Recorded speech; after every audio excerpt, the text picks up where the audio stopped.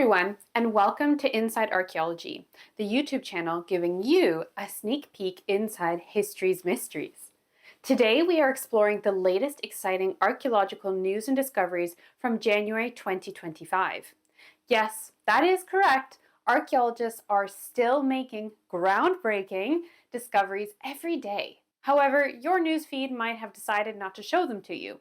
So, all for your benefit, I use my years of experience as an archaeologist to carefully research these videos to provide you with well-sourced and interesting, accurate news about real archaeology, not pseudoscience or clickbait. I've got an exciting lineup for you this month, from new DNA results giving us insights into Iron Age marriage traditions in Britain, to Inca Tunnels underneath Cuzco, and an interview with paleoanthropologist Dr. Rieger, who examined the alleged skull of Arsinoe IV, Cleopatra's half-sister. If this sounds like it's right up your trench, don't forget to subscribe as I make these videos every month. Every subscribe or like helps support the channel and tells the algorithm to promote it to new viewers. And every bit of engagement helps. All right, everyone, grab your trowels, let's dig in.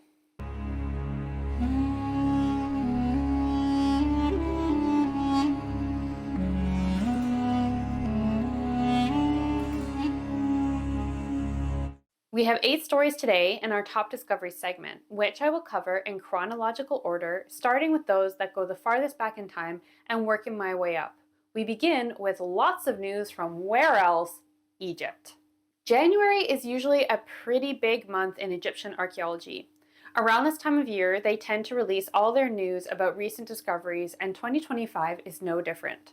First, to the south of the site of Saqqara, a joint French-Swiss archaeological mission has uncovered the mastaba tomb of a royal physician named Teti Nebfu, dating to the reign of King Pepi II of the 6th dynasty, known for having been one of the longest reigning kings of Egypt. The doctor's tomb is adorned with stunning carvings and vibrant artwork, including a beautifully painted false door and scenes of funerary offerings. Despite having been looted in antiquity, the tomb's walls remain intact, offering us a rare glimpse into daily life and cultural practices of the Old Kingdom.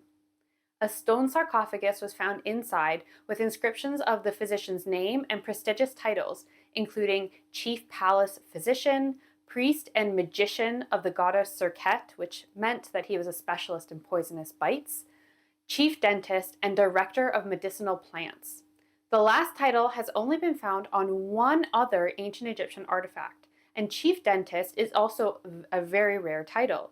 Despite having quite advanced dental practices for their time, evidence for Egyptian dentists is exceedingly scarce. Teti Nebfu's numerous and rare titles indicate that he held high status during the reign of Pepi and likely would have treated the king himself. This incredible find adds to Saqqara's rich legacy as one of Egypt's most significant archaeological sites. A second press release was also hosted this month in Luxor by Dr. Zahi Hawass. He announced several discoveries dating to a few different periods of Egyptian history, which were unearthed during a 3-year-long excavation in the Deir al-Bahari area on the west bank of the Nile. The list of findings included a large cemetery dated to the 17th dynasty containing rishi coffins, which are a type of coffin adorned with a feather design, and which are characteristic of the Second Intermediate period. One of these coffins is tied with ropes. Also found here were bows and arrows that were used to fight the Hyksos during the Second Intermediate period. Next is the tomb of the overseer of Queen Tetisheri's palace. She was the grandmother of King Ahmose I, who was the founder of the 18th dynasty and the New Kingdom era. Last on his list was over 1,500 blocks from King Hatshepsut's famous Valley Temple carved with the cartouches of Hatshepsut and Tutmosis III, as well as beautiful, colorful scenes of them performing sacred rituals. Also found was the temple's foundation deposit, beneath which was a pristine set of ceremonial tools inscribed with Hatshepsut's name. Together, these are the first major royal discoveries in the area since the tomb of King Tutankhamun was found back in the 1920s. Our next story involves 2 personal interests of mine: osteology, because I have a master's in it, and Queen Cleopatra VII of Egypt. I actually had a chance to speak with paleoanthropologist Dr. Weber, who's led the research team in a detailed morphological and genetic analysis of the newly rediscovered cranium from the Octagon monument at Ephesus. Let's dig into the interview. Welcome to the channel, Dr. Weber. It's exciting to have you here today to talk about your discovery.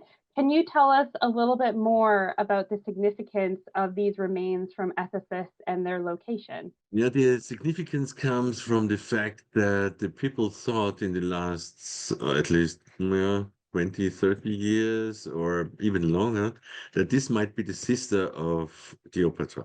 Mm-hmm. Her name is Arsinoe the Fourth, and she was obviously killed in Ephesus, 41 before Christ. There is a monument on the main street of Ephesus. It's a real monument that is very outstanding. It reminds to the pharaohs of Alexandria. It is built like an octagon. There was always speculations that the octagon was built in the memory of Arsinoe because she was an Ptolemaic or Egyptian princess, and she was killed in Ephesus, and so people thought she might be buried there. And in 1929, some people went into the building, they dug it up, and found a sarcophagus, which was completely filled with water. And then they took just the cranium out, just the skull, and brought it to Germany. They left the skeleton there, and then they tried to investigate it with the means that they had at this time. But this guy who took the skull out, his name was Kyle. He took it then to Austria because he got a job as professor in Vienna. Mhm. And so the skull ended up in Vienna. And in 53, it was a publication on the skull, also with the means that could be done by in 53, just describing it roughly, but they didn't find much on it, and also speculating it was a female, and it might be between 16, 17 years old. And so that fitted also to the story of Arsinoe. And then later in the 90s, another archaeologist was going into the building and found the skeleton, but in another place, not in the sarcophagus, but in an anteroom of the grave chamber. And then the story came up, well, this must be Arsinoe, the sister of Cleopatra. And since then, many other stories have developed, other publications have developed. And it was almost certain there were the rumors got bigger and bigger and bigger. There was not much data. It's just rumors, and the hope of the people that worked with it that this might be the sister of Cleopatra, which would have been super. Uh, but as we found out, it isn't. Yeah. And so I remember reading the paper, you discussed how the skull came to, or the cranium came to Vienna, and then kind of, I presume, went into a storage box somewhere in a room and was kind of forgotten about for a while. So can you tell us a bit more about how you became involved in this project, or how it was decided to do this project? Yeah, there was a book coming out by two archaeologists on Arsinoe, and they asked us whether we have the skull in our archive or not. And so we looked for it because since 53, nobody cared about it. It was just in our basement, and we stored it in our archive. And we looked for it, and we found it, and they could take photographs, and they put these photographs in the monography about Arsinoe, also claiming, well, this must be the sister of Cleopatra. And so then I thought, well, there's so much rumors about it, and we just grew much bigger in the last 3, 4 years. We have now all the things, the disciplines that you need to go further with this kind of analysis. So we have ancient DNA, we have carbon 14 dating and all this stuff. And of course, we have the morphological and pathological knowledge to work with it. And so my decision was, okay, look at it and see what we can do with the modern methods now. And so in that vein, what exactly did you find, besides the fact that, as you've alluded to, it's Well, we not found out Sinewy? that, first of all, it is not Yeah. a sinewy because the DNA says it's a male. We did that twice. We did it on the cranium. It was quite surprising, of course, because all the other anthropologists so far had claimed this might be a female. And we did it twice. We did it also with some bone powder that we still had from the skeleton. Both samples delivered the same results. So it's definitely a male.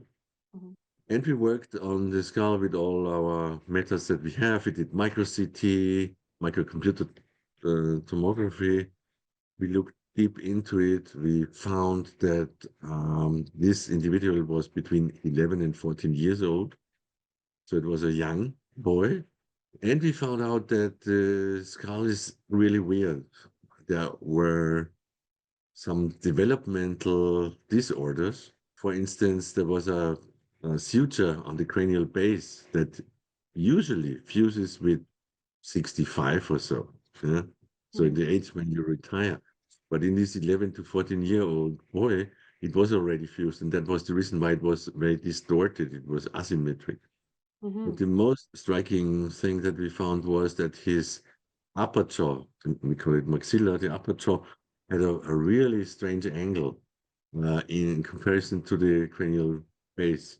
And so this is a disorder that led to mastication malfunction for sure. And we saw that looking at the two teeth that were still there. There were this first permanent molar. That's the one that comes out when you go to school, 6, 7 years. Yeah, it's the first of the permanent teeth that erupts. And that is longest in use usually. But in this case, this tooth was not used at all. But another tooth, the first premolar, which comes out 4 or 5 years later, was heavy in use and was also distracted by cracks. We could see in the micro CT that it's cracked, it's very worn, and it was overloaded. So this guy had a very unusual type of mastication of bite. Yeah, he couldn't really chew properly. And there were some other disorders. So I don't know what he had because our genetic data is not good enough at the moment to tell that, but there is a syndrome. It's called Treacher-Collins syndrome. You can Google it. And these people look a bit strange, but they have a this kind of strange angle also of the upper jaw to the cranial base and a very small mandible, lower jaw. Yeah. So you can get a feeling of what this guy might have looked like. And that's the really strange thing here. We have this fantastic building on the main road of Ephesus. It's like Fifth Avenue of New York, right? And there's a super building that remains the Pharaohs of Alexandria, like an Egyptian building. And what we found was an 11 to 14-year-old guy who had really severe problems in his development. What the geneticists then could find out with the genes that we have is that he was most likely from Italy or Sardinia. So it's not unusual to find a Roman. It's a Roman boy, basically, that was in Ephesus 2000 years ago. But the surprising thing is, why was this guy buried in such a prestigious building? Yeah. Yes. Quite. It's almost come up with more questions than it's answered now. The whole thing. Definitely. There are two things at hand that have to be solved by the archaeologists. First of all, this is not a sinew, for sure. So they have to continue their search for a sinew. And the second thing is, why did these parents of this boy or whoever was doing it bury that guy in such a prestigious building? Yeah, that's really an amazing question. Yeah, we try to continue a bit with genetic analysis because we have pretty good data, but not super good data. As you can imagine, if DNA is 2000 years old, So we try to make that better and try to find out if there was, for instance, this genetic syndrome that I mentioned. What could he have suffered from? And what we also want to do is we want to go into isotope analysis, which we didn't do yet. Mm-hmm. And with the isotopes, um, we could probably tell where he was grown Mm-hmm. because he's most likely a Roman, but we don't know if he was grown up in Ephesus or did he come from Italy or Sardinia later. And then potentially, yeah, give you a bit more of a clue as to who he might have been. I would Yeah, assume a high status person to have to be put in a space like that, but that yeah. is one hypothesis. He could have been a very high status person, Mm, but a poor child, mm-hmm. 11 to 14, that died with a severe syndrome, and his parents just built this super building on the main street just for him. Mm-hmm. There's still another hypothesis because we have this reminder to the pharaohs of Ephesus. So probably think about it. Athena was killed Mm-hmm. because Cleopatra wanted it, and her ally, Marcus Antonius, who was in power for the Romans then, he took care that she was killed. It's not so unusual in that time. No. The people tried to kill their closest relatives, to keep their power. Mm-hmm. But she was killed in 41. So if you kill a person, you don't have a monument ready, right? Mm-hmm. So between the building, the construction of this octagon, and the murder of Arsinoe, there are probably 20 to 30 years until the building was finished. So they would have to store the corpus of Arsinoe anyway, somewhere, yeah, Mm-hmm. for probably 2 or 3 decades. And then if their intention was really to build it for Arsinoe, then they would have to find Mm-hmm. a skeleton and rebury it. Mm-hmm. Probably they made a mistake. I don't know, right? Yeah. They didn't find it and just took another poor young Roman skeleton that they found and buried just for finishing the task. We don't know that, but Yeah. that's the speculation. So that's something that the archaeologists now have to work on Mm-hmm. and find out what is the background. Why was this poor boy buried in such a prestigious building? Yeah. Well, an interesting project to be sure. Where could people potentially follow this story as it develops? I mean, we just had this publication Yeah. in scientific reports. Everybody can download. It's free access, Yeah. so everybody can read the paper. Keep in touch and let me know if you have any further discoveries, and I'll Yeah, be more than happy sure. to continue featuring it because I think obviously one of the reasons why this story made so many headlines is because Cleopatra the Seventh is very well known, and since there's no other, to my knowledge, of no other immediate family of hers or her has ever been found, and there's a lot of people Right, looking for that. right. So Now that yeah, would have been the great thing if that would yeah, have been really the half sister of Cleopatra. yeah, We would have her DNA. I mean, we have the DNA of this person, but it's not us anyway. But if Cleopatra is found one day, yeah. perhaps That would help. Yeah. we don't know. Yeah, it would be super because then you could compare the DNA and say, oh yeah, there's Hmm. a great relationship between them that must be really Cleopatra. Hmm. But no, in this case, it's just a Roman boy. Well, we just have to keep digging then. Yeah. What an interesting discovery. And something that actually technically rewrites history books since we've been assuming for so long that this was the skull of Arsinoe IV. Who do you think the octagon's occupant might have been? Was it intended to be Arsinoe and it's just they made a mistake when they were putting the wrong person in? Or was it intended for someone else? Let me know what you think in the comments. Our next discovery comes from the remains of 57 individuals buried in the county of Dorset in the UK.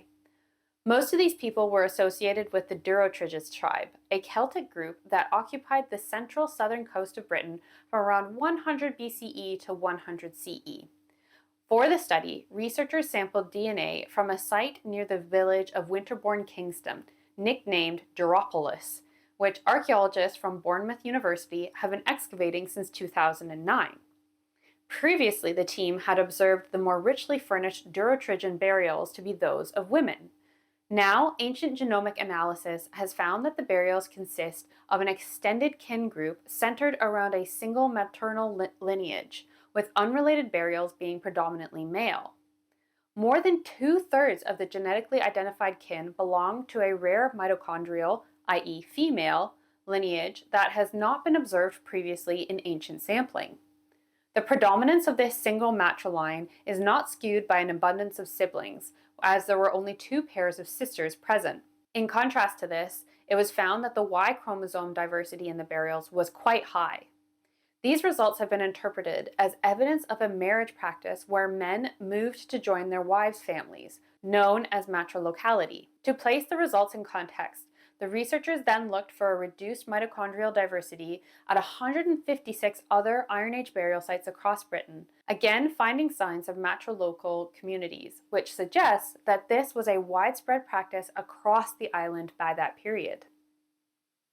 This is a direct contrast to most European Neolithic, Copper, and Bronze Age sites where genomic evidence favors patrilocal marriage, where men stay put and their wives are non-local.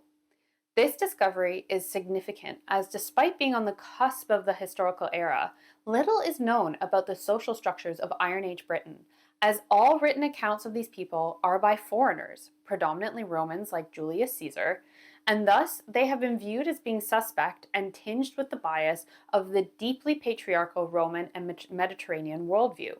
While the study does not reveal whether these Iron Age societies had tribal groupings organized specifically around the maternal line or suggests that there was a matriarchy, the results offer new insights into the communities as well as resonating with the Roman descriptions of Celtic women and the power that they held. This work shows that there is at least some truth in these writers' appraisal of Iron Age Britain. Now we head to Pompeii in Italy, where a large and sophisticated thermal bath complex has been found during excavations of a home on Via di Nola in Reggio 9, a wealthy district of the city. The home spa is one of the largest of a handful of its kind found so far at Pompeii. It was connected to an exquisite banquet room unearthed last year, which featured frescoes of characters inspired by the Trojan War. The spa complex was equipped to host up to 30 people who would have moved between 3 pools. The cold room, which contained a courtyard with a portico, is particularly impressive. The direct connection of the thermal spaces to the large banquet room hints at how the Roman house used to be a real stage for celebrations of lavish banquets, which, in the society at that time, had a function not limited to what we would today call private activities like bathing. On the contrary, these were precious opportunities for the owner of the house to secure the electoral consent of his guests, to promote the candidacy of friends or relatives, or simply assert his social status. The baths probably would have provided guests with an opportunity to relax after sumptuous banquets.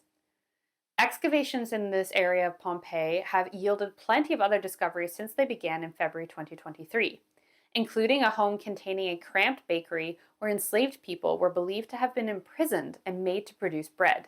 Next up, we head to the Carpathian Basin in Hungary, where the first known female burial with weapons has now been identified. This new study looks at the remains of an individual found within the, and I apologize for my pronunciation here, Saratudvari Hijofold Cemetery, which is the largest 10th century CE cemetery in Hungary and hosts a number of burials containing weapons and horse riding equipment. The Hungarians, also known as Magyars, originated from the steppe region and moved to the Carpathian Basin at the end of the 9th and beginning of the 10th centuries. They quickly established themselves in the new territories and integrated into local populations, eventually leading to the formation of the Christian Hungarian kingdom. During the 9th and 10th centuries, the feared Hungarian mounted archers were involved in numerous battles and conducted their own attacking campaigns throughout Europe. This cemetery was originally excavated from 1983 to 85, and this found several Bronze Age burials and a large cemetery containing 262 graves from the above Hungarian conquest period. One particular burial has now caught the eye of researchers. Despite not having many particularly wealthy grave goods, Burial 63 from the western border of the cemetery had a unique composition of both male and female grave goods, including a silver penannular hair ring, 3 bell buttons, a string of beads which were found near the collarbone, an armor-piercing arrowhead, as well as iron fragments possibly belonging to further arrowheads, and fragmented iron parts of a quiver situated near the left side of the skeleton from the shoulder to the toes, and an antler bow plate located near the hip and the left hand, placed and appearing as if the deceased was gripping the bow. The skeletal remains were in poor condition, which made initial morphological analysis difficult. Nevertheless, most sexually dimorphic traits of the skull exhibited feminine characteristics. For genetic analysis, samples were obtained from a multi-rooted mandibular tooth, the petrous part of the right temporal bone, and a piece from the left humerus. All 3 samples returned a sex result of female. Further examination revealed no significant differences between this burial and that of males buried with weapons in the cemetery. This poses the obvious question of whether the case can be considered a warrior burial. The researchers concluded that currently this must remain an open debate. First, the term warrior involves a very specific aspects on social and legal levels for which other sources are needed, and unfortunately there is no written data available about 10th century Magyar warrior women. Additionally, the origin and symbolic significance of the artifacts, whether they were personal items of the deceased or gifts from the community, remain unclear. Furthermore, in nomadic tribes of the eastern steppes, similar to the early Magyars, it was common for females to learn how to defend themselves and livestock in order to survive. While this probably resulted in practicing similar daily activities with males, they were not necessarily considered as dedicated warriors. This discovery highlights the methodological issues concerning the interpretation of data on sex and lifestyle, which are frequently overinterpreted in related archaeological and anthropological studies. Our penultimate discovery today comes from Cusco, the capital of Peru, where it's long been rumored that a network of old underground tunnels lies beneath the city, which was the capital of the ancient Incan Empire. The Inca left no written records of their underground constructions in Cusco, but the Spaniards did. A text from 1594, written by an anonymous Spanish Jesuit, describes a tunnel that begins at the Temple of the Sun and runs beneath the bishop housing behind Cusco Cathedral and ends at Sacsayhuaman Fortress, a 15th century Inca monument of stone walls more than a mile away. Another text, written by another Jesuit chronicler, alludes to several tunnels beneath Cusco, accessible from a cave in this fortress, and says construction workers took care to avoid the tunnels during their work. These archival texts gave archaeologists an idea of where to start their project. The team first used acoustic prospecting, directed sound waves, to look for hollow areas underground. They then employed ground-penetrating radar to make a map of a mile-long underground passage they found connecting 2 of Cusco's key Inca monuments that we've already mentioned, the Temple of the Sun and the Sacsayhuaman Fortress. The passage is about 8.5 feet wide and just over 5 feet tall.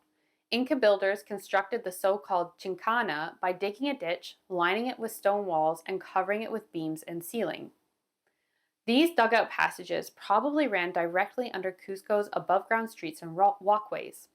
The chincana's purpose remains a mystery, and the research team plans to explore the tunnels themselves later this year to learn more about them. Don't worry, I will be keeping tabs on this story so that I can update you with further developments. Our last discovery for this month comes from Lithuania, where in the crypts of the Vilnius Cathedral, researchers have discovered a trove of royal treasure.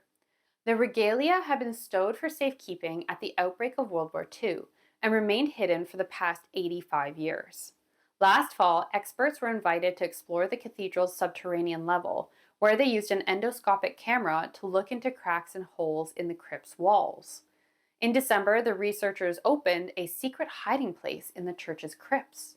The discovered insignia are priceless historical treasures, symbols of Lithuania's long tradition of statehood, symbols of Vilnius as the capital city, and magnificent works of goldsmithing and jewelry.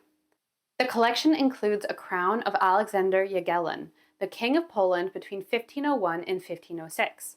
It also features crowns, chains, medallions, scepters, orbs, and rings belonging to Elizabeth of Austria and Barbara Radziwill, the first and second wife of Sigismund II Augustus, who served as King of Poland in the mid-1500s.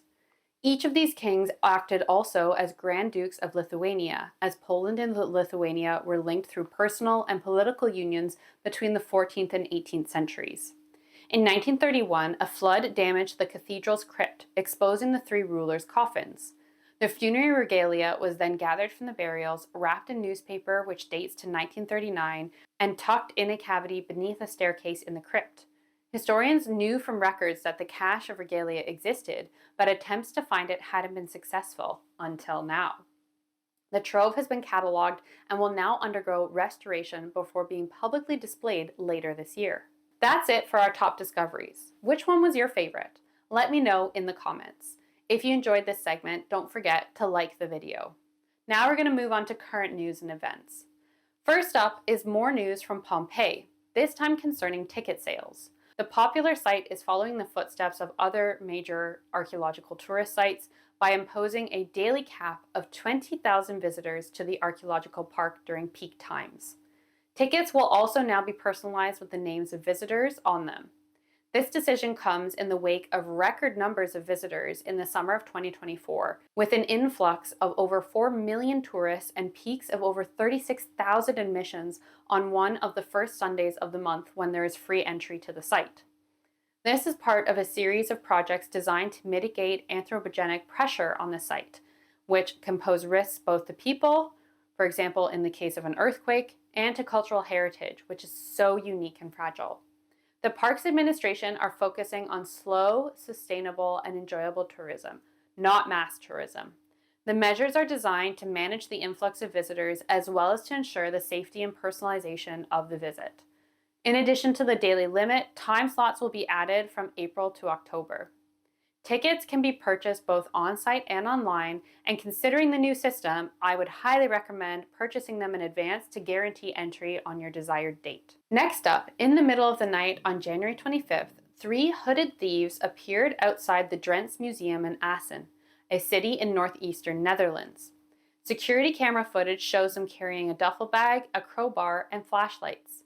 Suddenly, a white flash obscures the image as the thieves blasted their way into the museum's renowned art galleries. The next morning, it was determined that the thieves were after objects from the Dacian Empire of Gold and Silver exhibition, a collection of archaeological treasures from museums across Romania that was supposed to close on January 26th, the day after the robbery. 4 golden objects were taken, including 3 royal bracelets and the resplendent helmet of Cotofaneshti, crafted out of solid gold around 450 BCE, which was on loan from the National History Museum of Romania in Bucharest.